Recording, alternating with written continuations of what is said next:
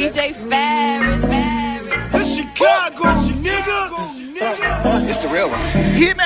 Only one is pulling shit the fuck up. Let's get a sports talk. Hearing out of Chicago about the Bears quarterback competition, Kimberly. This is just another confounding move in the quarterback situation in Chicago. It's all about competitive advantage for these coaches. And Coach Matt Nagy thinks that if he doesn't announce a starter between Trubisky and Nick Foles, then he'll keep the Detroit Lions off balance. Both of these quarterbacks had something to prove. Nick Foles trying to prove that he could be a successful quarterback outside of Philadelphia. Because he went to St. Louis, and that experiment died down.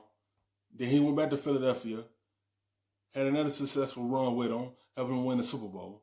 Then he went to Jacksonville and got hurt. And then he came back and didn't play well, and they moved on from him and sent him to Chicago. Mr.Reaction got something to prove also that he could be the franchise guy for the Bears. Because he had it the year before, he had a good year, led them to the playoffs. And then he just took another step back. And they had to put the brakes on that and not pick up his fifth-year option because they see how he was playing. They ain't want to get tied up with him because how he played. So they had to put a stop to that until he proved that he's the franchise guy for them before they give him another contract. This is a make-or-break year for him. He going to be in Chicago for the rest of his career. It's up to him how he plays for them. And he had the same season he had last year. They're going to move him in the back of the line and move forward without him. A little bit and have to prepare for both. So what is your sense there, though? We all know the history with Trubisky. We know they traded up to take him. We know who went after him in that draft. All that is water under the bridge. And then, of course, they bring in Foles, who had the miracle playoff run with Philadelphia. What is your sense of where the advantage is there? Listen, Greeny, I don't get it. I really don't. Regardless of who they name as a starter, whether it's Mitch Trubisky or Nick Foles, the fact that we are having a quarterback competition with a former number 2 overall pick in year 4 of his career tells us all we need to know about what the Bears think of Mitchell Trubisky. When someone see how you played last season, it's no more trust there. That show you, Matt Nagy don't trust you, the GM don't trust you, the owner don't trust you. Because they looking at it as we have a championship defense. Now we need an offense to catch up with them and keep them off the field and not continue throwing them on there. Because it's tiring them out. And that's how they lost last season, because their defense was the focal point of helping that team win games. Now when you put them on the field as much, you're not going to win because they're tired out. It's all about how your offense play and give your defense a rest, and they didn't. It was too many turnovers, not moving the football, and that's why Nick Foles is here to try to light a fire under Mr. Trubisky, to bring something out of him to keep his starting job. But if he don't pan out, they will move on to Nick Foles because they both still have something to prove. I question the amount of faith they have in him, because not only did they turn down his 5th-year option, they brought in Nick Foles to compete.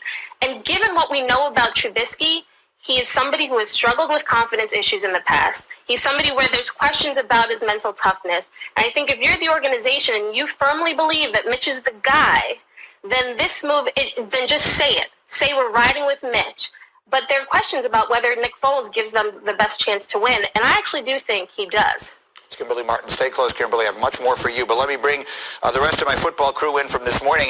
I got Booger McFarland, Tim Hasselbeck, and Mike Tannenbaum. And I want to start with you, Tim, as the quarterback in the conversation here. It's all well and good to try and keep the other team guessing. That's fine. But do you believe that 2 weeks before the season begins, the coach knows, the 2 quarterbacks know, and the locker room knows who the starting quarterback is? Yeah, I think all of those people have a really good sense if it hasn't been, stated directly, to either quarterback or the team. I think, typically speaking, a team understands based on how reps go, how the practices are going, who the guy is going to be. So, look, I think that in typical years, coaches have tried to do this in the past to try to hide the starter, and then it ends up getting out. You see it throughout the preseason.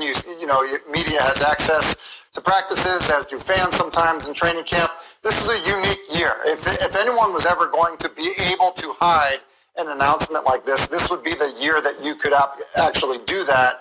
But I do think in terms of making a decision, Matt Nagy is going to make a decision the week before or, at some point this week about who his starter is going to be.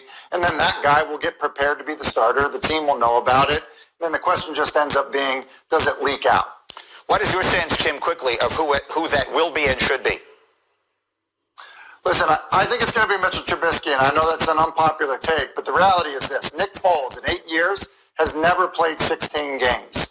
He went 0-4 in Jacksonville last year. The Bears only gave up a 4th-round pick to acquire him. And they have a lot invested in Mitchell Trubisky. Do they need him to play well? Yes, they do. And I think there's a better opportunity. Yes, they need him to play well. They brought in Nick Foles for a reason. If you don't go out there and play, we're going to have you look over your shoulder and see where you're going to be if you don't do well on the field. If you're not going to do a good job out there, we're going to find someone else to do it, and that's Foles. But they brought here to amp up Mr. Trubisky, to help him play well. Because Nick Foles, he's a good quarterback. Yes, he had a successful year under Matt Nagy. But it's going to roll with Mr. Trubisky and see where it goes. Is this experiment going to work out? Or do we need to dump it out and look elsewhere to help our team get back to the playoffs?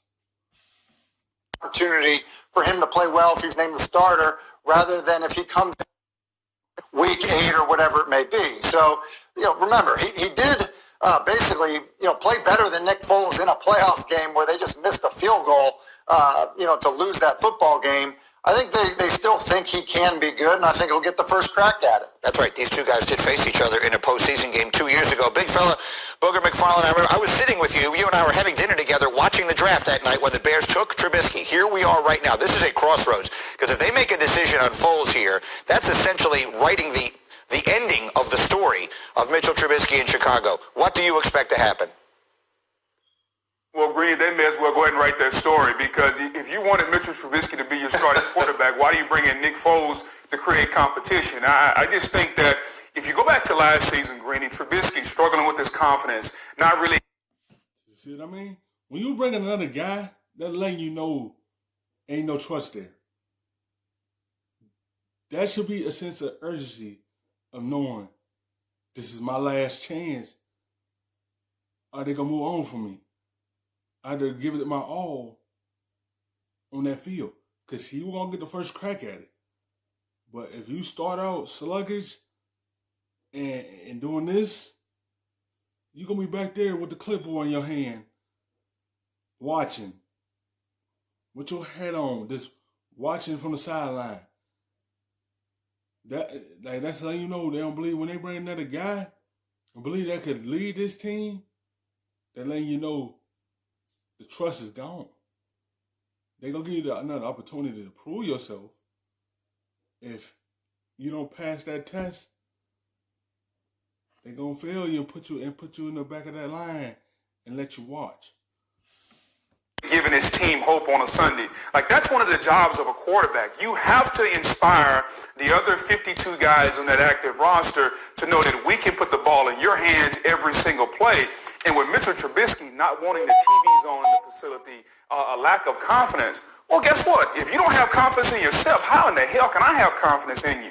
And I think the organization, Matt Nagy, Ryan Pace recognized that. They brought in Nick Foles to create competition, but there's really no competition. This is Nick Foles' job to lose. And to your earlier point, Greeny, about naming the starter and who the starter is going to be, I fully expect the starter to be Nick Foles. I think that I agree with Tim. Everyone on that team is going to know, and it's just going to be a matter of time whether or not that leaks out. But I think if you're the Bears and you want this defense that is a championship-type defense to play up to their level, and you want this team to have some confidence in an unusual... have a championship defense. They want someone to run this offense to be able to help this defense out. So this team can get back to winning and getting this team back to the playoffs because they have a championship defense that can help them go deep in the playoffs. They just need a quarterback to be consistent. Year of 2020, you put Nick Foles in and you invigorate that team to start this season. Thank you for watching.